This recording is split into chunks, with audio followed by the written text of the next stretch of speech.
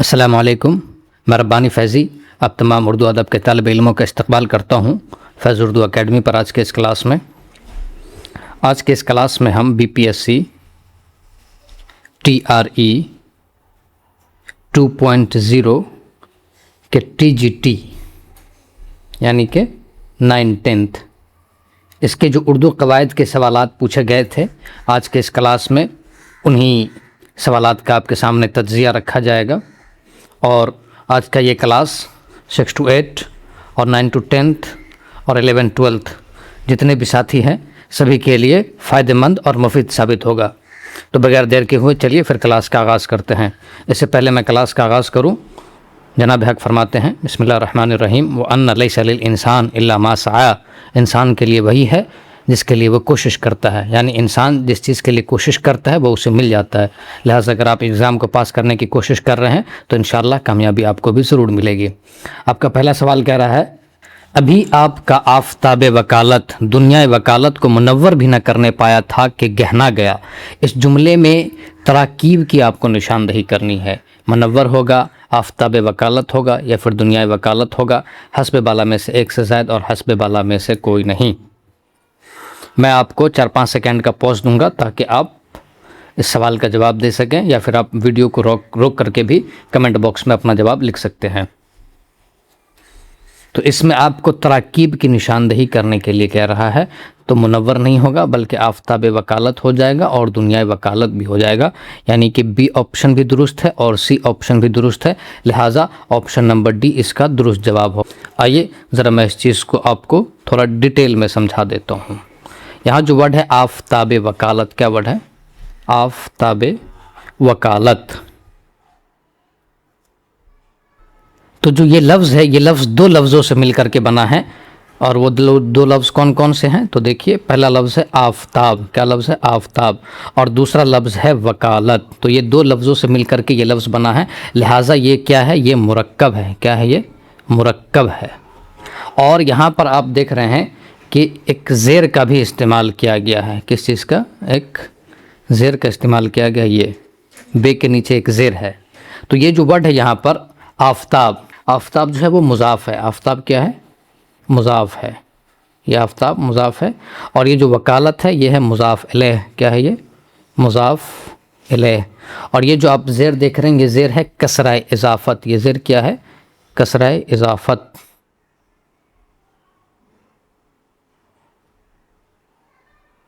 तो इस तरीके से ये चीज़ है, ये मुरक्कब है। उसी तरीके से आप देखिए दुनिया ए वकालत, तो इसमें भी लफ्ज़ दुनिया मुज़ाफ़ हो जाएगा और वकालत मुज़ाफ़ इलैह हो जाएगा, और ए जो है वो कसरा इज़ाफ़त के रूप में इस्तेमाल होगा।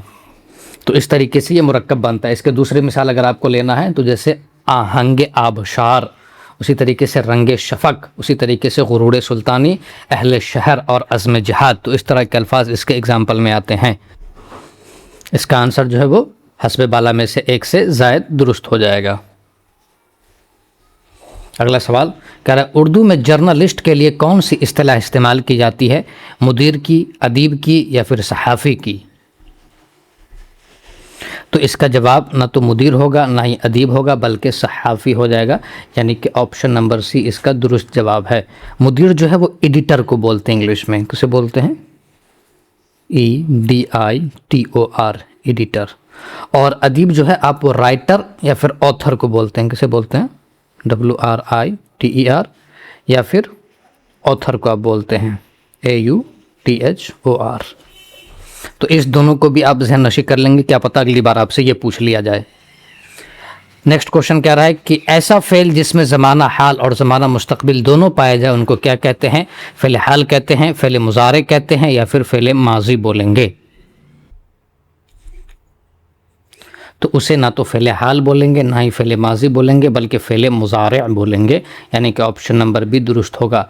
ऐसा फ़ेल जिसमें हाल और मुस्तक़बिल दोनों पाया जाए वो क्या कहलाएगा? फ़ेल मुज़ारे कहलाएगा। अब आप ये जान लीजिए कि फ़ेल हाल किसे कहते हैं? ऐसा फ़ेल जो मौजूदा ज़माना में चल रहा हो, जो मौजूदा ज़माना में चल रहा हो। इसी को आप इंग्लिश में प्रेजेंट टेंस बोलते हैं। क्या बोलते हैं? Present tense. Present tense. اس کی ایک مثال لینا ہے، جیسے کہ وہ کھانا کھاتا ہے تو یہ فعل حال ہو جائے گا۔ ایک دوسرا آپ کو یہاں نیچے لکھا ہوا ہے فعل ماضی، تو فعل ماضی ایسا فعل جو گزر چکا ہو، کیا ہو چکا ہو؟ گزر چکا ہو۔ جیسے احمد آیا، تو احمد کے آنے کا کام ہو چکا ہے تو وہ فعل ماضی ہوتا ہے۔ فعل ماضی کو ہی انگلش میں آپ جو ہے وہ پاسٹ ٹینس بولتے ہیں، پاسٹ ٹینس۔ نیکسٹ کوشچن کہہ رہا ہے مندرجہ ذیل میں سے مؤنث کی آپ کو نشاندہی کرنی ہے، قول، بات اور پھر تحریر۔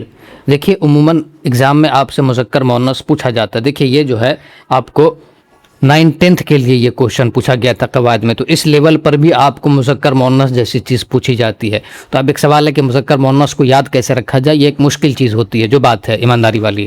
تو اس کو یاد رکھنے کا ایک طریقہ یہ ہے کہ آپ ایک چارٹ بنا لیجئے، ایک مذکر کا چارٹ بنا لیجئے اور ایک مؤنث کا چارٹ بنا لیجئے، اور اس دونوں کو آپ ڈیلی بیسس پہ ایک دفعہ پڑھیے۔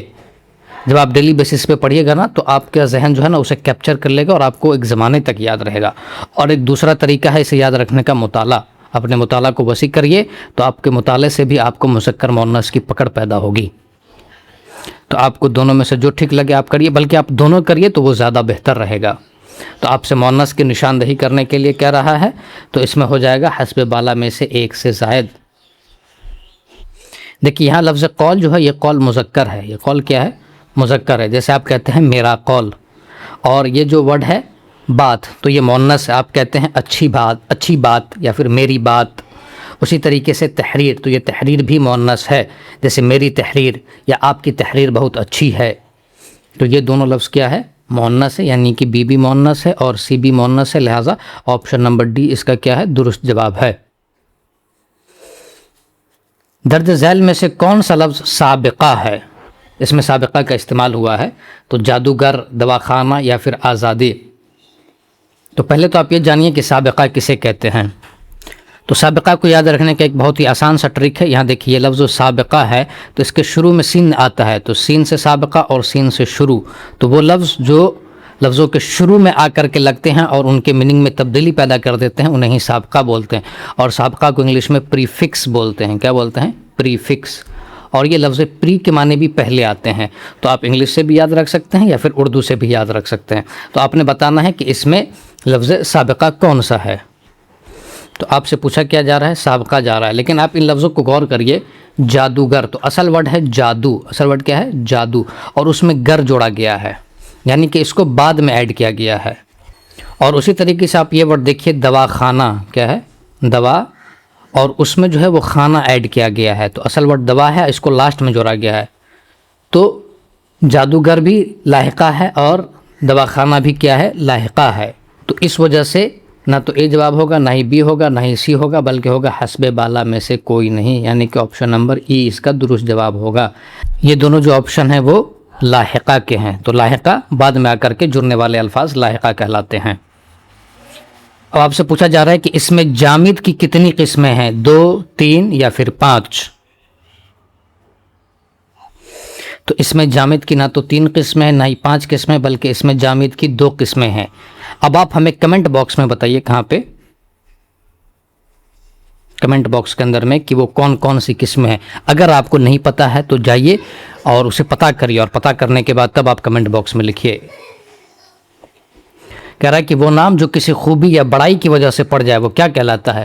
اس میں عام کہلاتا ہے، لقب کہلاتا ہے، یا پھر تخلص کہلائے گا؟ حسب بالا میں سے ایک سے زائد اور حسب بالا میں سے کوئی نہیں۔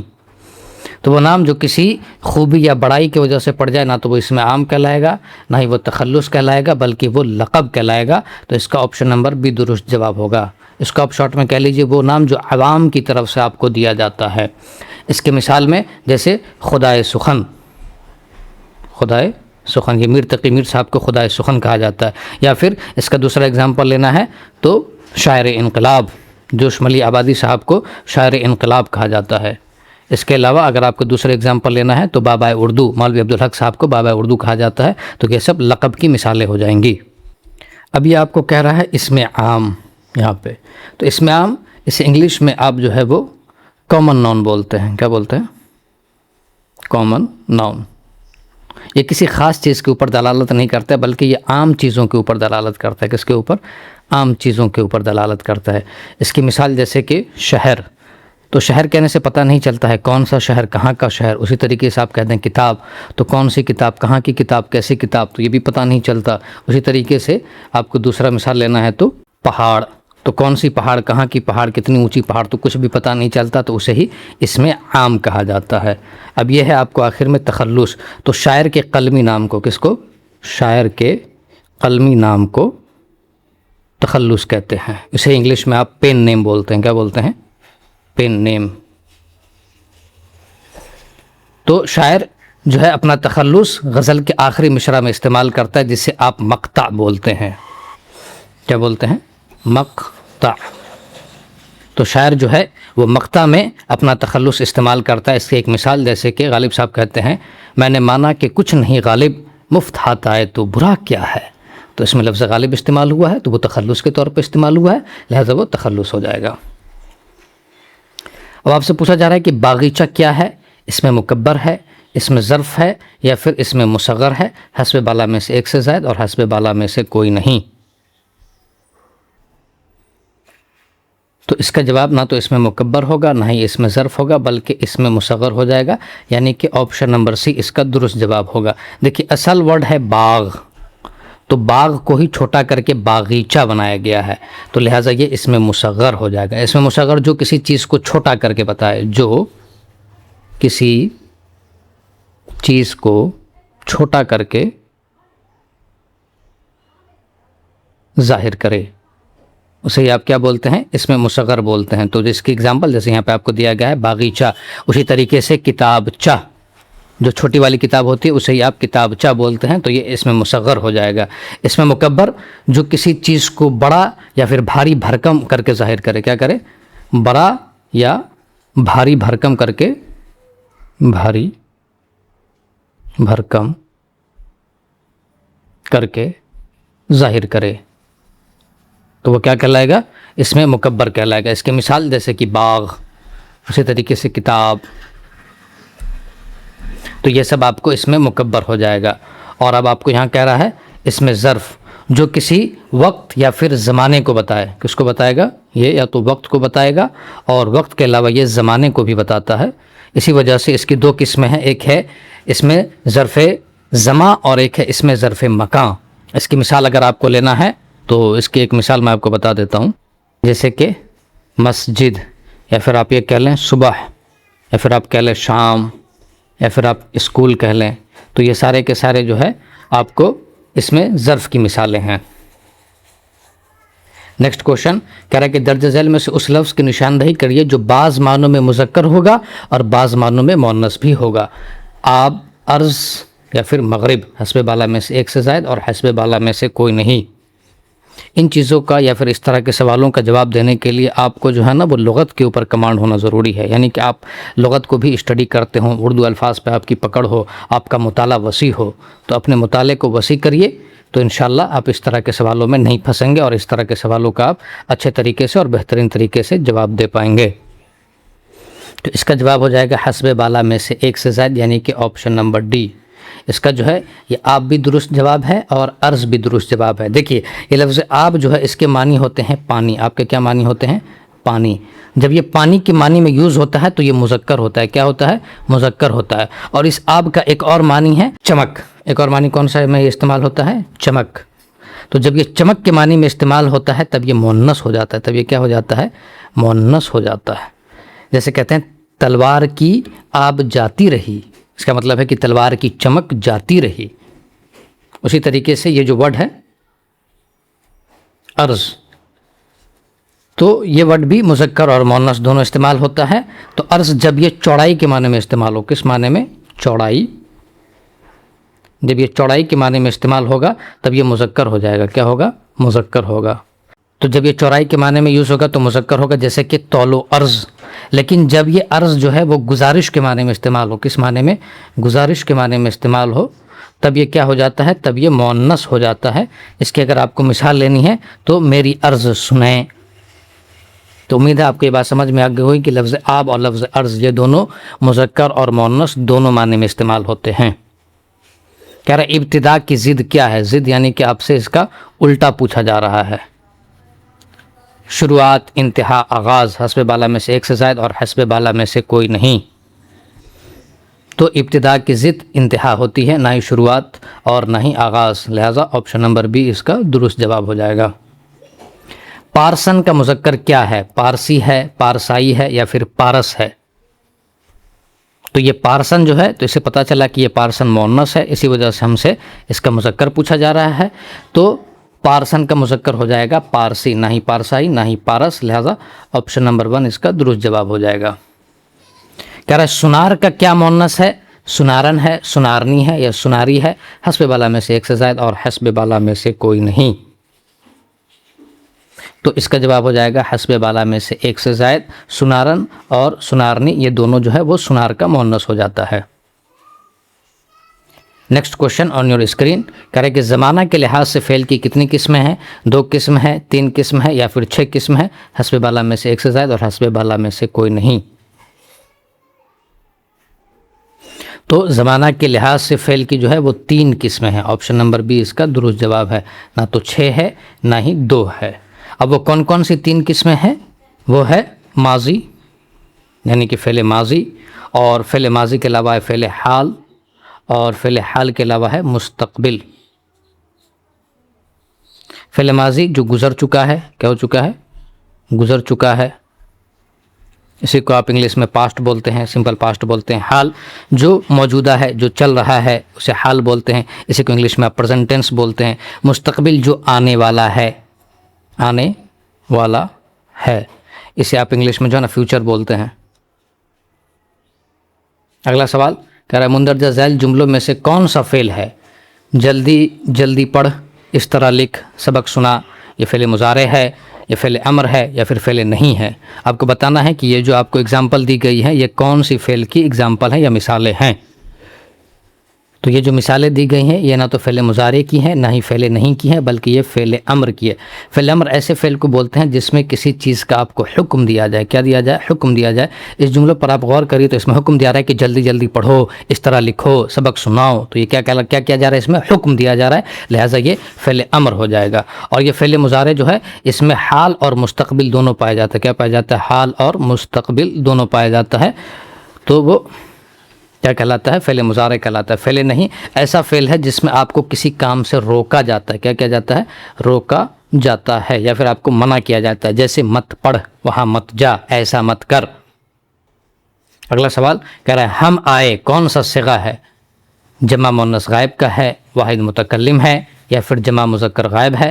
حسب بالا میں سے ایک سے زائد یا پھر حسب بالا میں سے کوئی نہیں. تو ہم آئے نہ تو جمع مؤنث غائب ہے، نہ ہی واحد متکلم ہے، نہ ہی یہ جمع مذکر غائب ہے، لہٰذا آپشن نمبر ای اس کا درست جواب ہوگا. یہاں آپ لفظ ہم پر غور کریے. ہم جو ہے وہ ایک سے زیادہ کو کہتے ہیں، اس وجہ سے یہ جمع کا صیغہ ہے. کس کا صیغہ ہے؟ جمع کا صیغہ ہے. اور ہم جو ہے وہ متکلم ہے کیونکہ بولنے والے کے لیے استعمال ہوتا ہے، لہٰذا یہ جو ہے یہ جمع متکلم کا صیغہ ہے. کون سا ہے؟ جمع متکلم کا صیغہ ہے، جو کہ آپشن میں ہے ہی نہیں کہیں بھی، اس وجہ سے آپشن نمبر ای درست جواب ہوگا. واحد متکلم تو میں، اس کا جواب ہوگا میں واحد متکلم ہے اور ہم جمع متکلم ہیں.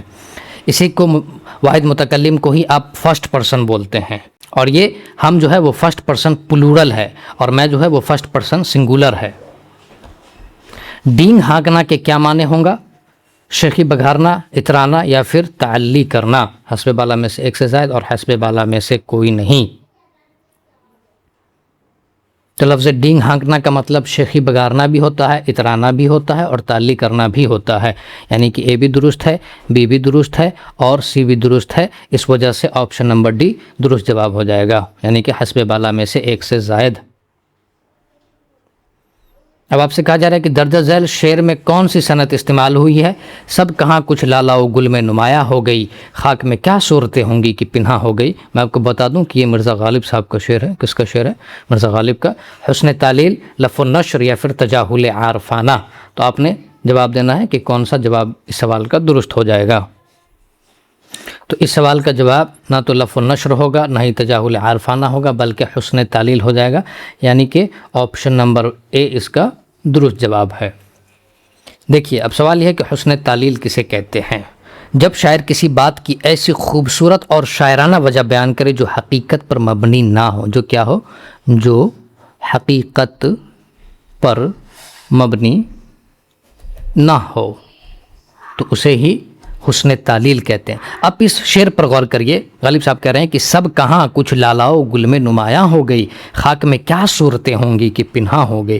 یعنی پھولوں کے کھلنے کی جو وجہ بیان کی ہے غالب صاحب نے اس شعر میں، وہ یہ ہے کہ مٹی کے اندر جو خوبصورت چہرے دفن ہیں، اسی وجہ سے زمین کے اوپر اتنے خوبصورت پھول اگ رہے ہیں۔ تو کیا واقعی میں ایسا ہی ہے کہ جو لوگ زمین کے اندر دفن ہو گئے ان کی وجہ سے اتنے خوبصورت پھول اگ رہے ہیں؟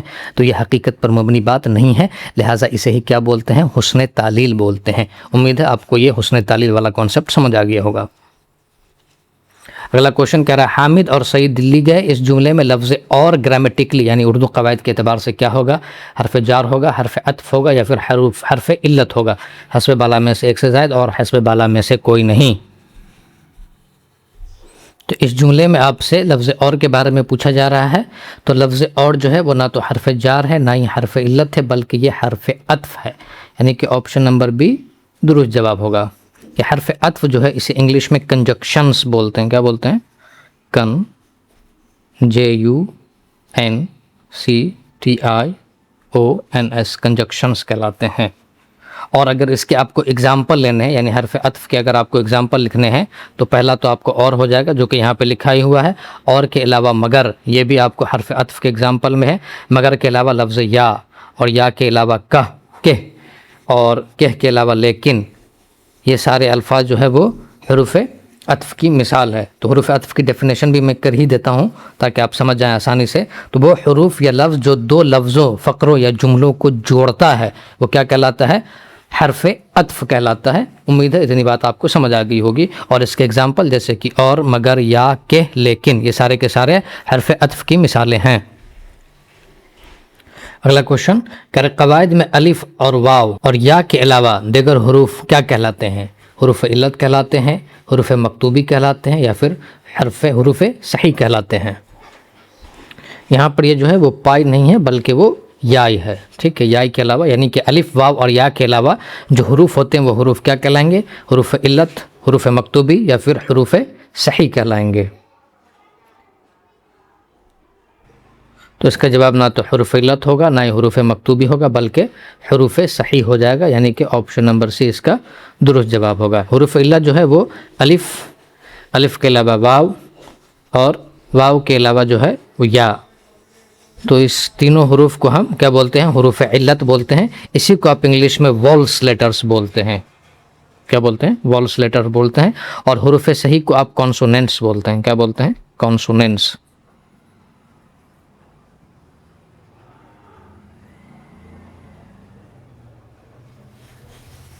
نیکسٹ کوشچن کہہ رہا ہے خواب اور خوش میں جو واو استعمال ہوا ہے اسے کیا کہیں گے؟ واو معروف کہیں گے، واو مجہول کہیں گے، یا پھر واو معدولہ کہیں گے؟ تو یہاں جو یہ واو استعمال ہوا ہے اور یہاں جو یہ واو استعمال ہوا ہے، اس دونوں کے بارے میں آپ سے پوچھا جا رہا ہے، تو آپ بتائیے اس کا کیا جواب ہوگا؟ تو اسے نہ تو واو معروف بولیں گے، نہ ہی واو مجہول بولیں گے، بلکہ اسے واو معدولہ بولیں گے، یعنی کہ آپشن نمبر سی اس کا درست جواب ہوگا۔ دیکھیں واو معدولہ ایسے واو کو بولتے ہیں جو لکھا تو جائے گا، جو کیا ہوگا؟ جو لکھا جائے گا، لیکن لکھے جانے کے باوجود یہ پڑھا نہیں جائے گا۔ کیا نہیں کیا جائے گا؟ پڑھا نہیں جائے گا، اسے ہی آپ جو ہے واو معدولہ کہتے ہیں۔ اور واو معدولہ کی ایک پہچان یہ ہے کہ اس کے شروع میں خے آتا ہے۔ کیا آتا ہے؟ خے آتا ہے، یہ اس کی پہچان ہے واو معدولہ کی۔ جیسے آپ یہ ورڈ دیکھ لیجئے خواب، تو اس خواب میں بھی خے پہلے آیا ہے، یہ خے، اور اس خے کے بعد آپ کو واو آیا ہے۔ تو خے کے بعد والا جو واو ہوتا ہے نا، یہ سائلنٹ ہوتا ہے، یہ پڑھا نہیں جاتا، یہ لکھا تو جائے گا لیکن پڑھا نہیں جائے گا۔ انگلش میں بھی اس طرح کی مثالیں ہیں، جیسے کہ آپ بولتے ہیں نو، تو آپ صرف این او پڑھ رہے ہیں، کے بھی سائلنٹ ہے اور ڈبلیو بھی سائلنٹ ہے، لیکن اسے لکھا جاتا ہے۔ تو آپ اردو میں بس اتنا یاد رکھیں کہ واو معدولہ ایسے واو کو کہیں گے جو لکھا جائے گا لیکن پڑھا نہیں جائے گا۔ اور اس کو پکڑنے کا ٹرک یہ ہے کہ واو معدولہ سے پہلے خے آتا ہے اور اس کے بعد جو واو آتا ہے وہ واو معدولہ کہلاتا ہے۔ کہہ رہا اصلاح شعر میں قافیے کے بعد آنے والے مکرر لفظ یا الفاظ کو کیا کہیں گے؟ اسے فعل اصلی کہیں گے، قافیہ معمولہ کہیں گے، یا پھر ردیف کہیں گے؟ تو اسے نہ تو فعل اصلی کہیں گے نہ ہی قافیہ معمولہ کہیں گے، بلکہ اسے ردیف بولیں گے، یعنی کہ آپشن نمبر سی اس کا درست جواب ہوگا۔ دیکھیے غزل یا نظم میں قافیہ جسے آپ ہم آواز الفاظ کہتے ہیں کہ فوراً بعد بار بار دہرائے جانے والے بالکل یکساں الفاظ کو آپ ردیف بولتے ہیں۔ آئیے میں ایک ایگزامپل آپ کے سامنے رکھتا ہوں تاکہ آپ بالکل آسانی کے ساتھ سمجھ سکیں کہ ردیف کسے کہتے ہیں۔ آپ کے سامنے غزل رکھی گئی ہے، یہ غزل جو ہے نا وہ فراق گورکھپوری صاحب کی لکھی ہوئی ہے۔ کس کی لکھی ہوئی ہے؟ فراق گورکھپوری صاحب کی۔ کہہ رہے ہیں کہ سر میں سودا بھی نہیں، دل میں تمنا بھی نہیں، لیکن اس ترک محبت کا بھروسہ بھی نہیں۔ ایک مدت سے تیری یاد بھی نہ آئی ہمیں، اور ہم بھول گئے ہوں تجھے ایسا بھی نہیں۔ یوں تو ہنگامے اٹھاتے نہیں دیوانہ عشق، مگر اے دوست کچھ ایسوں کا ٹھکانہ بھی نہیں۔ دل کی گنتی نہ یگانوں میں نہ بیگانوں میں، لیکن اس جلوائے گہے ناز سے اٹھتا بھی نہیں۔ آج غفلت بھی ان آنکھوں میں ہے پہلے سے سوا، آج ہی خاطر بیمار شکیبہ بھی نہیں۔ ہم اسے منہ سے برا تو نہیں کہتے کہ فراق دوست تیرا ہے، مگر آدمی اچھا بھی نہیں۔ اب جو ہے آپ اس غزل کے اوپر جو ہے غور کریے تاکہ آپ بات کو سمجھ سکیں۔ یہاں دیکھیے اس ورڈ کو، یہ تمنا کے علاوہ بھروسہ، ایسا، ٹھکانہ، اٹھتا، شکیبہ اور اچھا، یہ سارے کے سارے جو ہیں وہ کیا ہے؟ وہ قافیہ ہے۔ تو ایسے الفاظ جو مکرر استعمال ہوتے ہیں وہ قافیہ کہلاتے ہیں، جیسے تمنا کے حساب سے لایا گیا بھروسہ، اسی حساب سے ایسا، ٹھکانہ، اٹھتا، شکیبہ اور اچھا۔ اب آپ یہاں پہ ایسا کریے کہ اس لفظوں کو دیکھیے، بھی نہیں، بھی نہیں، بھی نہیں، بھی نہیں، اس کا جو ہے نا وہ بار بار تکرار ہوا ہے، تو اسے ہی آپ ردیف بولتے ہیں۔ کیا بولتے ہیں؟ ردیف بولتے ہیں۔ اور یہ دیکھیے یہ قافیے کی بعد آیا ہے، کس کے بعد آیا ہے؟ تو قافیہ کے بعد۔ اور دوسری بات آپ یہ دیکھیے کہ ردیف 100% ایک جیسے ہیں۔ کیسے ہیں؟ 100% ایک جیسے ہیں۔ تو ایسے الفاظ جو قافیے کے بعد آتے ہیں اور آلموسٹ 100% ایک جیسے ہوتے ہیں وہ ردیف کہلاتے ہیں، اور ردیف سے پہلے قافیہ آتا ہے۔ اس کو یاد رکھنے کا ٹرک ایک ہے، اور وہ ٹرک یہ ہے کہ دیکھیے قافیہ اور ردیف بولا جاتا ہے ردیف و قافیہ۔ کیا بولا جاتا ہے؟ ردیف و قافیہ۔ بس آپ کو اس کو الٹا کر لینا ہے، پہلے آپ قافیہ کو لے لیجئے اور ردیف کو بعد میں یاد رکھیے کہ قافیہ پہلے آئے گا اور ردیف بعد میں آئے گا۔ اس کو بس آپ الٹ کر لیجئے تو آپ کو یہ ذہن نشی رہے گا اور آپ کو سمجھ میں آ جائے گا۔ مجھے امید ہے کہ آپ کو قافیہ اور ردیف کا کانسیپٹ اچھے طریقے سے سمجھ آ گیا ہوگا۔ نیکسٹ کوشچن کہہ رہا ہے یہ بھی نہ پوچھا صیاد نے کون رہا اور کون رہا ہو گیا۔ اس شعر میں کون سی صنعت کا استعمال ہوا ہے آپ نے وہ بتانا ہے۔ تجنیس کا استعمال ہوا ہے، اشتقاق کا، یا پھر تضاد کا؟ تو اس طرح کے سوالات کا جواب دینے کے لیے آپ کو صنعتوں کا علم ہونا بہت ہی ضروری ہے۔ تو اس میں نہ تو اشتقاق کا استعمال ہوا ہے نہ ہی تضاد کا، بلکہ تجنیس کا استعمال ہوا ہے۔ اس وجہ سے آپشن نمبر اے اس کا درست جواب ہوگا۔ آپ یہ جانیے کہ تجنیس کسے کہتے ہیں۔ تو کلام میں دو یا دو سے زیادہ ایسے الفاظ جو تلفظ یا املا کے لحاظ سے تو ایک جیسے ہو مگر معنی کے اعتبار سے مختلف ہوں۔ معنی کے اعتبار سے کیسے ہوں گے؟ یہ مختلف ہوں گے۔ اور املا کے اعتبار سے کیسے ہوں گے؟ تو املا کے اعتبار سے ایک جیسے ہوں گے۔ جیسے یہاں دیکھیے رہا اور رہا، یہ املا کے اعتبار سے ایک جیسے ہیں لیکن ان کے معنی الگ الگ ہیں۔ اسی طریقے سے ایک ایگزامپل اور سنیے اس کا، جیسے گلے سے ملتے ہی جتنے گلے تھے بھول گئے، وگرنہ یاد تھی ہم کو شکایتیں کیا کیا۔ تو یہاں بھی دو ورڈ استعمال ہوا ہے، ایک ہوا ہے گلے اور دوسرا استعمال ہوا ہے گلے، گلے اور گلے، اور دونوں جو ہے وہ الگ الگ معنوں میں استعمال ہوا ہے۔ ویسے لفظ تجنیس کے معنی آتے ہیں جیسا یا پھر یکساں۔ یہ جو تجنیس ہے اس کے لغوی معنی کیا آتے ہیں؟ جیسا یا پھر یکساں، یہ دونوں اس کے لغوی معنی آتے ہیں اس تجنیس کے۔ اگلا کوشچن کہہ رہا ہے کہ جس سے کسی چیز کو تشبیہ دیتے ہیں اسے کیا کہتے ہیں؟ اسے مشبہ کہیں گے، مشبہ بھی کہیں گے، یا پھر غرض تشبیہ کہیں گے؟ تو جس سے کسی چیز کو تشبیہ دیتے ہیں اسے مشبہ نہیں کہتے، نہ ہی غرض تشبیہ بولتے ہیں، بلکہ اسے مشبہ بھی بولتے ہیں۔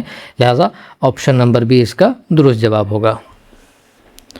تشبیہ کو سمجھنے کے لیے یہاں میں آپ کے سامنے ایک ایگزامپل لکھتا ہوں اور اس کے ذریعے میں آپ کو سمجھاؤں گا کہ تشبیہ کسے کہتے ہیں۔ تو ذرا اپنا دھیان اور غور سے اس کو دیکھیے اور اپنا دھیان یہاں رکھیے، انشاءاللہ آپ سمجھ جائیں گے۔ ایک ایگزامپل لیجئے، جیسے علی شیر کی طرح بہادر ہے، شیر کی طرح بہادر ہے۔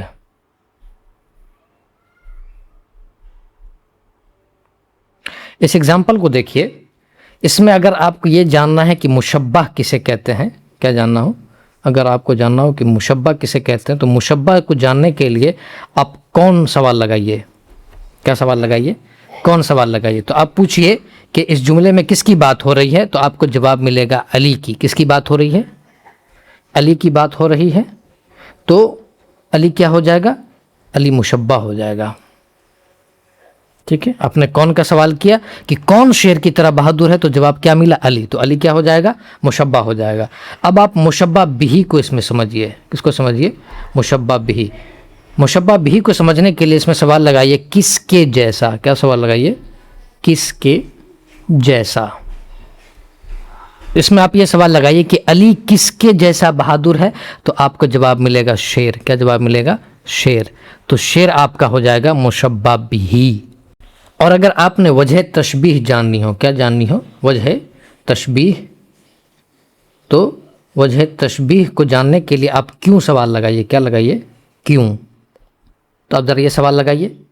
تو آپ اگر یہاں پہ سوال کیوں لگائیے گا نا کہ علی شیر کی طرح کیوں ہے، تو آپ کو جواب ملے گا کہ وہ بہادر ہے، اس لیے وہ شیر کی طرح سے ہے. تو لفظ بہادر یہاں پر کیا ہو جائے گا؟ وجہ تشبیہ ہو جائے گا. اور اگر آپ کو حرف تشبیہ جاننی ہو، کیا جاننی ہو؟ حرف تشبیہ. تو کچھ الفاظ ہیں جن سے حرف تشبیہ کا پتہ لگایا جا سکتا ہے، جیسے کہ کی طرح. یہاں پر دیکھیے کی طرح. کی طرح کے علاوہ اگر دوسرے اگزامپل لیجیے گا تو جیسا، ایسا، مانند. تو یہ سارے الفاظ جو ہے نا وہ حرف تشبیہ ہو جاتے ہیں. امید ہے آپ کو یہ کانسیپٹ سمجھ آ گیا ہوگا.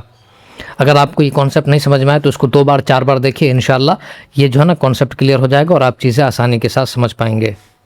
اگلا کوشچن کہہ رہا ہے کہ ہستی اپنے حباب کی سی ہے، یہ نمائش سراب کی سی ہے. اس شعر میں ہستی کو کس سے تشبیہ دی گئی ہے؟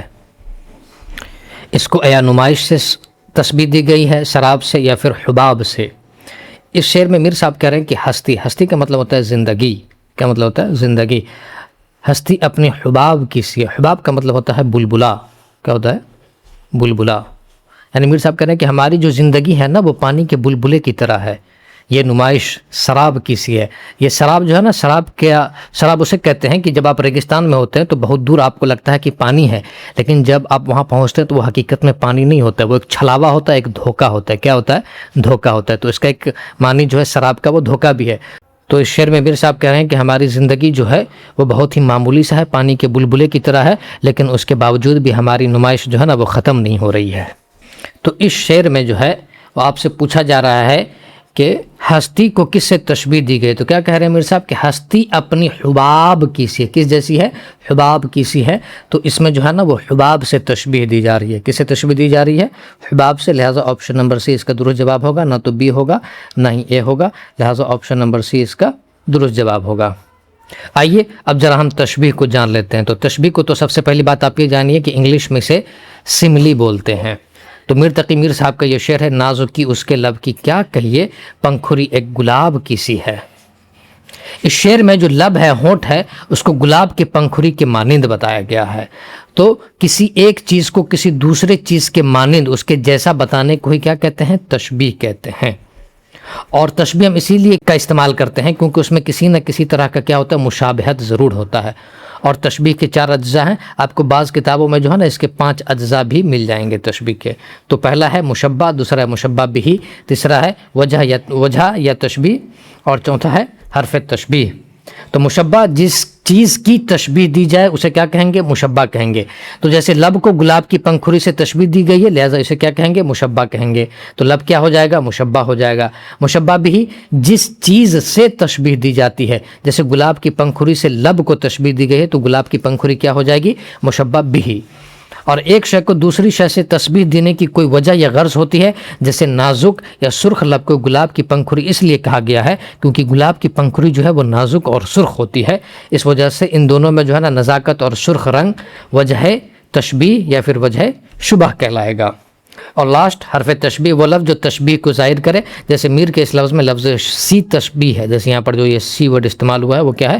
وہ تشبیہ ہے. سی کے علاوہ کی دوسری اگر مثالیں دیکھیں تو جیسا، ایسا، ویسا، سا، مانند، طرح، گویا، یوں وغیرہ الفاظ بھی تشبیہ کو ظاہر کرتے ہیں. لہٰذا یہ کیا کہلائیں گے؟ یہ حروف تشبیہ کہلائیں گے. امید ہے آپ کو یہ کانسیپٹ کلیئرلی سمجھ میں آ گیا ہوگا. نیکسٹ کوشچن کہا جا رہا ہے کہ انگریزی میں لفظ سملی کو علم بیان میں کیا کہتے ہیں، یعنی کہ سملی کے لیے علم بیان میں کون سی اصطلاح مستعمل ہے، مجاز مرسل ہے، کنایا ہے، یا پھر استعارہ ہے، حسب بالا میں سے ایک سے زائد یا پھر حسب بالا میں سے کوئی نہیں۔ تو سملی کو نہ تو مجاز مرسل بولتے ہیں، نہ ہی کنایا بولتے ہیں، نہ ہی استعارہ بولتے ہیں، بلکہ یعنی کہ حسب بالا میں سے کوئی نہیں اس کا جواب ہوگا، کیونکہ سملی کے لیے جو ہے نا وہ کیا استعمال ہوتا ہے، تشبیہ استعمال ہوتا ہے۔ کیا ہوتا ہے؟ تشبیہ استعمال ہوتا ہے۔ اور یہ جو آپ استعارہ دیکھ رہے ہیں تو اس استعارہ کو انگلش میں جو ہے نا وہ میٹافور بولتے ہیں۔ کیا بولتے ہیں؟ Metaphor, METAPHOR، metaphor. تو اس کو بھی آپ ذہن نشی کر لیں گے۔ نیکسٹ کوشچن کہہ رہا ہے کہ مکتوب الیہ سے کیا مراد ہے؟ خط لکھنے والا، مضمون خط، جس کے نام خط لکھا جائے۔ تو مکتوب الیہ نہ تو خط لکھنے والے کو کہتے ہیں، نہ ہی مضمون خط کو کہتے، بلکہ جس کے نام خط لکھا جائے اسے کیا بولیں گے؟ اسے مکتوب الیہ بولیں گے۔ اس وجہ سے ہمارا آنسر جو ہے وہ آپشن نمبر سی ہو جائے گا۔ دیکھیے خط لکھنے والا جو ہے اسے آپ جو ہے نا وہ کاتب کہتے ہیں۔ کیا بولتے ہیں؟ کاتب بولتے ہیں۔ اور خط کے متن کو مکتوب بولتے ہیں، خط کے متن کو مکتوب، اور جس شخص کی طرف خط بھیجا جائے اسے مکتوب الیہ بولیں گے۔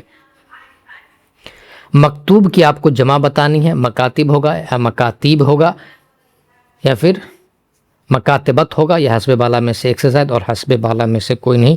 ذرا سوچ سمجھ کر کے اور غور و فکر کے بعد اس کا جواب دیجیے گا۔ تو اس کا جواب نہ تو مکاتب ہوگا، نہ ہی مکاتبت ہوگا، بلکہ مکاتیب ہو جائے گا۔ تو لفظ مکتب کی جمع کیا آتی ہے؟ مکاتیب آتی ہے۔ اور یہ جو آپ مکاتب دیکھ رہے ہیں یہ مکتب کی جمع ہے، اسی لیے ہم کہتے ہیں جتنے بھی مکاتب فکر کے لوگ ہیں تو مکتب کی جمع کیا آئے گی؟ مکاتب، اور مکتوب کی جمع مکاتیب۔ اس ڈفرینس کو آپ ذہن نشی کر لیجئے گا۔ قریب کی آپ کو ضد بتانی ہے، ضد یعنی کہ آپ نے الٹا بتانا ہے۔ نزدیک ہوگا، قرب ہوگا، پاس ہوگا، یا حسب بالا میں سے ایک سے زائد اور حسب بالا میں سے کوئی نہیں۔ تو آپ سے جو ہے نا وہ قریب کی ضد پوچھا جا رہا ہے، تو نہ تو نزدیک ہوگا، نہ ہی قرب ہوگا، نہ ہی پاس ہوگا، بلکہ حسب بالا میں سے کوئی نہیں، یعنی کہ آپشن نمبر ای اس کا درست جواب ہو جائے گا۔ یہ جو قرب ہے اس کا متضاد جو ہے دور ہو سکتا ہے یا پھر بعید ہو سکتا ہے، جو کہ اس آپشن میں سے ہے نہیں۔ اور یہ جو سارے ورڈ استعمال ہوئے ہیں یہ سارے کے سارے ہم معنی ہیں۔ کیسے ہیں؟ ہم معنی الفاظ ہیں، اسے کہ آپ انگلش میں جو ہے نا سینونیمس بولتے ہیں اور اردو میں جو ہے نا وہ مترادف بولتے ہیں۔ تو یہ سارے کے سارے مترادف الفاظ ہیں، نہ کہ متضاد۔ آپ نے مجلس کی جمع بتانی ہے، جلوس ہوگا، مجالس ہوگا، جلسے ہوگا، حسب بالا میں سے ایک سے زائد اور حسب بالا میں سے کوئی نہیں۔ تو مجلس کی جمع نہ تو جلوس ہوگا، نہ ہی جلے ہوگا، بلکہ مجالس ہوگا۔ جیسے اگر آپ کو یاد ہو تو الطاف حسین حالی صاحب کی جو پہلی نثری تصنیف ہے اس کا نام ہے مجالس النساء۔ کیا نام ہے؟ مجالس النساء۔ تو مجلس کی جمع کیا آئے گی؟ مجالس آئے گی۔ درج ذیل میں سے محاورے کی آپ نے نشاندہی کرنی ہے۔ ہاتھ کنگن کو آرسی کیا، ہاتھی کے دانت دکھانے کے اور ہاتھی کے دانت کھانے کے اور دکھانے کے، اور پاپڑ بیلنا، حسب بالا میں سے ایک سے زائد اور حسب بالا میں سے کوئی نہیں۔ دیکھیے محاورہ اسے کہتے ہیں جو فعل کے اوپر ختم ہوتا ہے۔ کس پہ ختم ہوتا ہے؟ فعل پر ختم ہوتا ہے، اور اس کی ایک علامت یہ ہے کہ اس کے لاسٹ میں لفظ نہ لگا ہوتا ہے، اور ایک دوسری بات اور کہ یہ اپنے مجازی معنی میں استعمال ہوتا ہے۔ تو دیکھیے یہ بھی محاورہ نہیں ہے، یہ بھی محاورہ نہیں ہے، بلکہ پاپڑ بیلنا محاورہ ہے۔ یہ دیکھیے اس کے لاسٹ میں لفظ نہ آیا ہے، اس وجہ سے یہ محاورہ ہو جائے گا۔ اور یہ آپشن نمبر اے اور بی جو ہے یہ کہاوت ہے، جسے آپ ضرب المثل بھی بولتے ہیں۔ نیکسٹ کوشچن کہہ رہا ہے کھچڑی پکانا سے کیا مراد ہے؟ خفیہ صلاح و مشورہ کرنا، خفیہ صلاح و مشورہ کرنا، بہت شور و غل کرنا، خوف زدہ ہونا، حسب بالا میں سے ایک سے زائد یا حسب بالا میں سے کوئی نہیں۔ تو کھچڑی پکانے کا مطلب نہ تو بہت شور و غل کرنا ہوتا ہے، نہ ہی خوف زدہ ہونا ہوتا ہے، بلکہ ہوتا ہے خفیہ صلاح و مشورہ کرنا۔ اس وجہ سے آپشن نمبر اے درست جواب ہوگا۔ درج ذیل میں سے آپ کو سابقہ کی نشاندہی کرنی ہے، انمول، پردیس یا پھر خوشبو۔ تو اس کا جواب ہو جائے گا حسب بالا میں سے ایک سے زائد۔ یہ انمول میں بھی سابقہ ہے، پردیس بھی سابقہ اور خوشبو بھی سابقہ ہے، اس وجہ سے آپشن نمبر ڈی اس کا درست جواب ہوگا۔ دیکھیے اصل ورڈ ہے مول، اس سے پہلے جڑا ہے ان، اسی طریقے سے اصل ورڈ ہے دیس، اس سے پہلے جڑا ہے پر، اسی طریقے سے اصل ورڈ ہے بو، اس سے پہلے جڑا ہے خوش، تو یہ سارے کے سارے کیا ہیں؟ سابقہ ہیں جو حروف کے شروع میں آ کر کے ان کے میننگ کو بدل دیتے ہیں۔ کہہ رہا ہے کہ اب ایک ایسی نظم جس کا ہر بند 3 مصروں پر مشتمل ہو کیا کہلاتی ہے؟ مثمن کہلائے گی، مثلث کہلائے گی، یا پھر مربع کہلائے گی؟ تو ایک ایسی نظم جس کے ہر بند میں 3 مصرے ہو اسے نہ تو مثمن بولتے ہیں، نہ ہی مربع بولتے ہیں، بلکہ مثلث بولتے ہیں۔ اس وجہ سے آپشن نمبر بی اس کا درست جواب ہوگا۔ مثمن اسے کہتے ہیں جس میں 8 مصرے ہو۔ کتنے مصرے ہو؟ 8 مصرے۔ مربع اسے کہتے ہیں جس میں 4 مصرے ہو۔ جیسے کہ آپ رباعی دیکھتے ہیں تو رباعی بھی 4 مصروں پر مشتمل ہوتی ہے۔ نیکسٹ کوشچن کہہ رہا ہے کہ ایسا اسم جو اوزار یا ہتھیار کا نام ہو کیا کہلائے گا؟ اسم ظرف کہلائے گا، اسم ذات کہلائے گا، یا اسم عام کہلائے گا؟ حسب بالا میں سے ایک سے زائد اور حسب بالا میں سے کوئی نہیں۔ تو اس کا جواب نہ تو اسم ظرف ہوگا، نہ ہی اسم ذات، نہ ہی اسم عام، بلکہ حسب بالا میں سے کوئی نہیں۔ تو ایسا اسم جو کسی اوزار یا ہتھیار کا نام ہو، کسی ٹول کا نام ہو، اسے اسم آلہ بولتے ہیں۔ کیا بولتے ہیں؟ اسم آلہ۔ اس کے ایگزامپل لینا ہو تو جیسے کہ نہرنی، چاقو، اینک، تو اس طرح کے الفاظ جو ہے وہ اسم آلہ کی مثالوں میں آتے ہیں۔ کہہ رہا ہے کہ حرف شمسی کتنے ہیں؟ 5 ہے، 7 ہے، یا پھر 14 ہے؟ تو حروف شمسی نہ تو 5 ہے، نہ ہی 7 ہے، بلکہ حروف شمسی کی تعداد 14 ہے، لہٰذا آپشن نمبر سی درست ہوگا۔ اور حروف شمسی کے علاوہ حروف جو قمری ہیں، کیا ہے؟ حروف قمری، ان کی تعداد بھی 14 ہے، یہ بھی آپ ذہن نشی کر لیں گے۔ اور حروف شمسی جن سے پہلے الف لام آتے ہیں، کیا آتے ہیں؟ الف لام آتے ہیں، لیکن انہیں نہیں پڑھا جاتا ہے۔ کیا کیا جاتا ہے؟ نہیں پڑھا جاتا ہے۔ اسے ہی آپ کیا بولتے ہیں؟ حروف شمسی بولتے ہیں۔ کہہ رہے درج ذیل جملوں میں ماضی بعید کی آپ کو مثال بتانی ہے۔ احمد آیا، احمد آیا تھا، یا پھر احمد آیا ہوگا۔ تو آپ نے ماضی بعید بتانی ہے، تو نہ تو احمد آیا ہوگا، نہ ہی احمد آیا ہوگا بلکہ احمد آیا تھا کیا ہو جائے گا؟ ماضی بعید ہو جائے گا۔ تو لفظ تھا، تھے، تھی جو ہے، تھا، تھے، تھی، یہ ماضی بعید کی جو ہے نا مثال ہے، تو اس سے بھی آپ پکڑ سکتے ہیں۔ اور یہ احمد آیا، یہ ماضی مطلق کی مثال ہے۔ کس کی مثال ہے؟ ماضی مطلق کی مثال ہے۔ کہہ رہا ہے درج ذیل جملوں میں متضاد جملے کی آپ نے نشاندہی کرنی ہے۔ متضاد یعنی کہ آپ نے الٹے جملے کی نشاندہی کرنی ہے۔ تجارت میں فائدہ بھی ہے، نقصان بھی، مہمانوں کے آنے سے خوشی ہوتی ہے، جانے سے غم، زیادہ سونے سے صحت متاثر ہوتی ہے۔ حسب بالا میں سے ایک سے زائد اور حسب بالا میں سے کوئی نہیں۔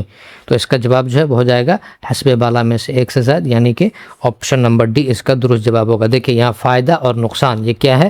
ایک دوسرے کے ضد ہے۔ اسی طریقے سے خوشی اور غم یہ دونوں بھی ایک دوسرے کے ضد ہے، لہٰذا آپشن نمبر اے بھی درست ہے اور آپشن نمبر بی بھی درست ہے۔ اس وجہ سے option number D final answer ہوگا۔ This is second last question on your screen. کہہ رہا ہے کہ اونٹ رے اونٹ تیری کون سی کل سیدھی، اس میں کون سی کیا ہے؟ آپ کو بتانا ہے کہ کون سی گرامیٹیکلی کیا ہے۔ ضمیر اشارہ ہے، ضمیر استفہام ہے، یا پھر ضمیر تنکیر ہے، حسب بالا میں سے ایک سے زائد، یا پھر حسب بالا میں سے کوئی نہیں۔ تو کون سی جو ہے نہ تو اشارہ ہے، نہ ہی تنکیر ہے، بلکہ استفہام ہے۔ اور اس ضمیر استفہام کو ہی ضمیر سوالیہ بھی بولتے ہیں۔ کیا بولتے ہیں؟ ضمیر سوالیہ بھی بولتے ہیں۔ تو کون سی، کیا، کون، یہ سب جو ہے نا، کیا، کون، یہ سارے کے سارے آپ کو ضمیر استفہام کی مثالوں میں آ جائیں گے۔ Last question on your screen کہہ رہا ہے کہ بلینک ورس کو اردو میں کیا کہتے ہیں؟ آزاد نظم کہیں گے، پابند نظم کہیں گے، نثری نظم کہیں گے، حسب بالا میں سے ایک سے زائد، یا پھر حسب بالا میں سے کوئی نہیں۔ تو بلینک ورس کو نہ تو نظم آزاد کہیں گے، نہ ہی پابند نظم کہیں گے، نہ ہی نثری نظم کہیں گے، لہٰذا اس کا آنسر ہوگا آپشن نمبر ای، یعنی کہ حسب بالا میں سے کوئی نہیں۔ بلینک ورس کو اردو میں بولتے ہیں نظم محرہ۔ کیا بولتے ہیں؟ نظم محرہ۔ اور یہ نظم آزاد اس کو بولتے ہیں فری ورس۔ کیا بولتے ہیں؟ فری ورس۔ مجھے امید ہے کہ آپ کو آج کا یہ کلاس اچھا لگا ہوگا اور ایکسپلینیشن بھی اچھا لگا ہوگا۔ اگر آپ کو ہمارا کام اچھا لگتا ہے تو ہمارے ساتھ جڑے رہیے، انشاءاللہ آپ سے کسی اور دوسرے ویڈیو میں ملاقات ہوگی۔